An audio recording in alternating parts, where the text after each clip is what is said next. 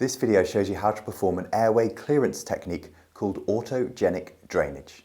Prepare for the technique by moistening your throat with a drink of warm water, blowing your nose and sitting upright.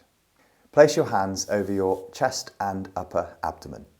Make sure that your upper abdomen rises and falls with your breathing rather than your chest. This indicates that you're using your diaphragm, which is your main breathing muscle.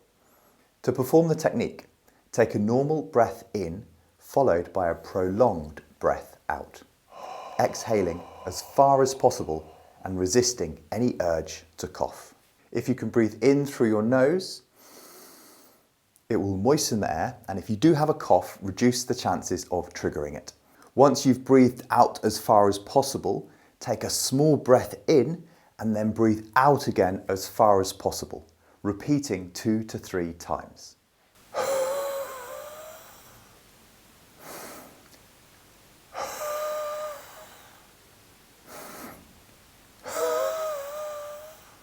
During this procedure, you may hear your lungs rattle a little bit, which is a sign that you are loosening the secretions and that the technique is working. To progress, take a larger breath in, aiming for a mid-range breath, followed by small breaths out. Repeat 2 to 3 times.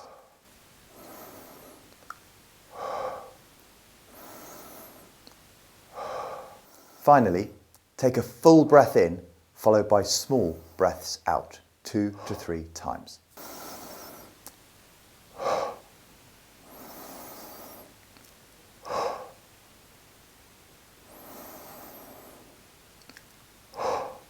You should now be ready to clear some secretions or mucus with a cough, or better still, with a huff cough.